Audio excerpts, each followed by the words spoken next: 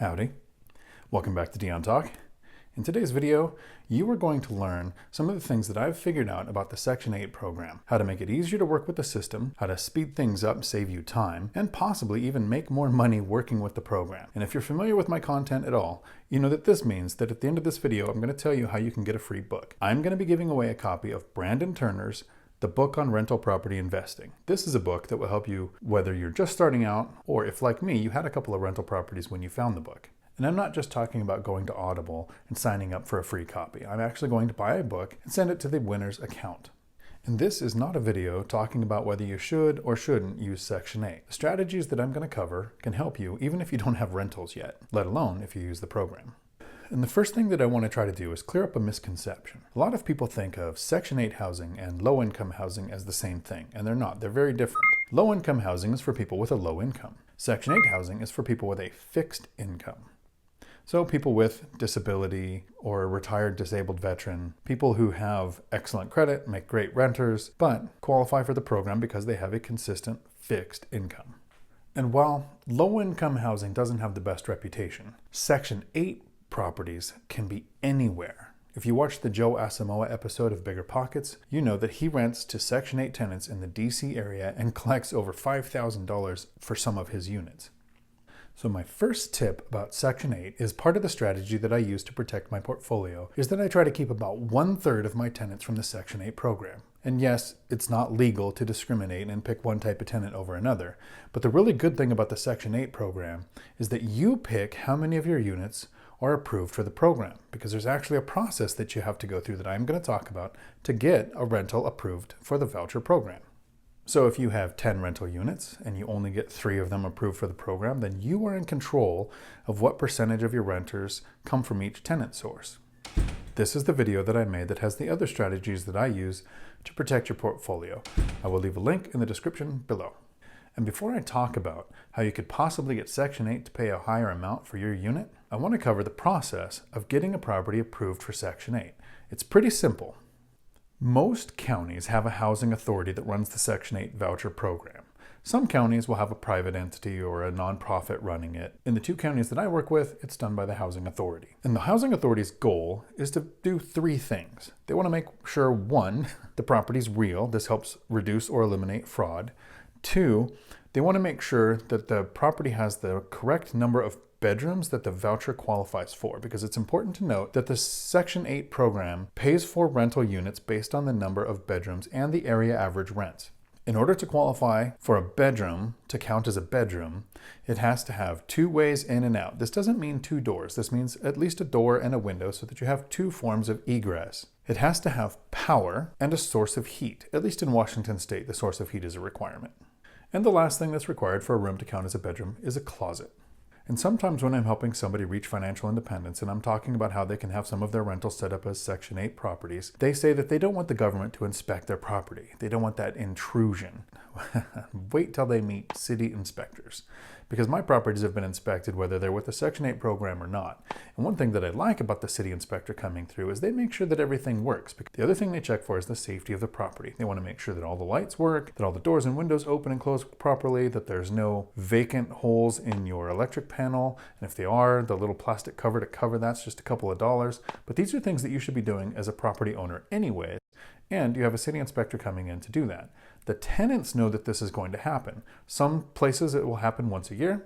In mine, it's every other year. So the tenants take really good care of the place because they know that not just me, the owner, is going to do a walkthrough, but a city official is going to come through and check out the property. Because of this, I've never had an issue with cleanliness or keeping the place in good repair. The tenants don't want to lose the benefit. If you lose the ability to use the voucher program, it could be a waiting list of up to 5 years to get approved again. And because of the tenant not wanting to lose the benefit, I've never had a noise complaint. I've never had to tell a Section 8 tenant to keep the yard clean. I've had very little issues because the tenants know that they have a benefit that they can lose. So here's the first thing that will really help you if you're working with the Section 8 program. And this could actually help you if you're working with any government agency, especially for like a permitting issue. During the inspection, if the inspector finds anything that doesn't work, a window that's jammed, or you do have one of those gaps in the electric panel, or a light that doesn't work, because if you have a light, it's supposed to work, the inspector will say, here is the item or a list of the items that needs to be fixed. Once they're fixed, contact me and we'll schedule a time for me to come back out and do a second inspection. And because these inspectors are pretty busy, this could be 2 or 3 or 4 weeks before they can come out for that second inspection. The biggest time saver I've discovered is that the inspectors will accept a video, at least in my experience. So ask, when you're standing there with the inspector and they give you that list of things that you need to fix, say, once I fix these, if I take a short video, can I email them to you? So far, that's eliminated that 2 to 3 to 4 week waiting period for me and had an immediate response the next day so that the property was approved within a couple of days instead of a couple of weeks. The second time-saving tip that I've actually developed from my truck driving school that I run, that's my W-2 job, works with the housing authority and pretty much any government agency that you're going to be working with, is when you're communicating with anybody at the agency, the counselors or the inspector, don't talk in person, don't talk over the phone, don't text, don't leave a voicemail. Those are ways you can communicate, but always follow up with an email. The way government agencies work is the person who receives the email and their managers get copies of those emails. An email has a date and a timestamp that will show when you communicated, how long it took them to reply, and even if they're deleted, the manager still has their copy. But if a text or a voicemail or a conversation is deleted or pretended like it never happened, you have no leg to stand on. And I'm not saying that government agencies aren't great to work with. The 2 counties that I have Section 8 tenants in have been great to work with. Those housing authority employees are awesome. But people get busy and things can be forgotten. So I've had the best luck with email. If this is your first time setting up a unit with the Section 8 voucher program, it's going to go a lot easier with that first inspection because now you know what they're going to be checking for. They want to make sure that it's safe, everything works, and that you have the right number of bedrooms for who you're trying to rent to. Before I explain how I'm going to select the person that gets the book from Brandon Turner on rental property investing, I want to talk about how I've been able to get Section 8 to increase the amount of money that they pay, even beyond what was listed on their website. This may or may not work in your area, but it's definitely at least worth trying. I made this video that so far has 100% of the time got my tenants to ask for a rent increase and ask for longer leases. A version of this strategy has actually worked on the housing authority. This is a government agency that does their best at figuring out what the area average rents are, and then they make sure that people qualify for that amount based on the number of bedrooms. So the other thing to note is that if you have something special about your rental, like a pool, or a 2-car garage, or extra storage sheds, none of that matters with the Section 8 voucher program. What they pay is based on bedroom count. So in one of the counties that I have my units, the housing authority was using data from 2018. In 2020, rents had increased, but the housing authority was still going off of the old data. I used the same idea that I did with the binder strategy from that video. I went to Rentometer and I looked up rentals in the area with the same number of bedrooms. I went to Craigslist and I found a couple of listings with rentals in the area with the same number of bedrooms. I took that information, put it together in an email, and sent it off to the supervisor for the housing authority. And I explained that based on these comparisons, I thought that my rent for my unit should be increased to above what they had listed on their website. The manager reviewed the data, came back to me, and agreed to the rent increase. The really cool thing about this rent increase was this was a tenant that hadn't had their income reviewed in several years. So even though the housing authority increased the actual amount of rent that I was getting, the portion that the tenant had to pay went down. It was like $17 a month, so it wasn't a lot, but a rent increase for me didn't negatively impact the current tenant. This is not a video saying that you should or shouldn't use the Section 8 program. And someday I will make a video on the pros and cons of using the Section 8 program. But not today. For me, it's a part of my portfolio that is part of a strategy that makes my portfolio pretty much apocalypse proof. Literally planning for a prolonged government shutdown, a stock market crash, or a pandemic. In all of 2020, I slept like a baby because I never had one late or missing payment.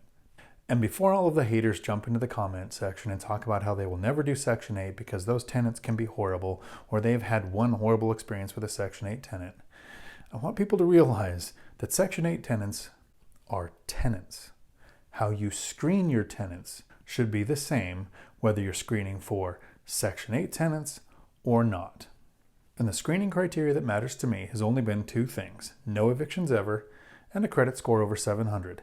And yes, with my Section 8 tenants, I'm having no troubles finding anybody with over a 700 credit score. One of my Section 8 tenants has an 830 credit score. Remember, not low income. This is fixed income. Whether a tenant is from the Section 8 program or not, it's never mattered to me how much they make. Because if they're not from the Section 8 program and you're worried about having 2.5 or 3 times what the rent is, you are eliminating bartenders, waitresses, cosmetologists, pretty much anybody whose income largely comes from tips. With the Section 8 program, if it really matters to you that the person has a multiplier of how much their rent is, figure out how much the person's portion of their Section 8 rent is, and then use a multiplier of that. So there's a way to still use your criteria to match with a Section 8 tenant. Okay, now to get to the giveaway of Brandon Turner's book on rental property investing. Since my channel is primarily focused on financial independence for the average person, doing it in less than 10 years, even if you're not starting from the best financial position. If that matters to you at all, hit like, hit the notification bell so YouTube lets you know when my videos come out. But in the comments below, write down your freedom number. It could be something simple like $5,000 a month in passive income. But how much money do you need coming in from your assets before you consider yourself to be financially free? The first 20 people, I will respond with a number, and out of those 20, I will roll this, and one of those people, whichever number I roll, is going to be the person that I give the audible version of Brandon Turner's book to. Until my next video, thanks for coming to my Dion Talk. We're sorry, the number you have dialed is not in service at this time.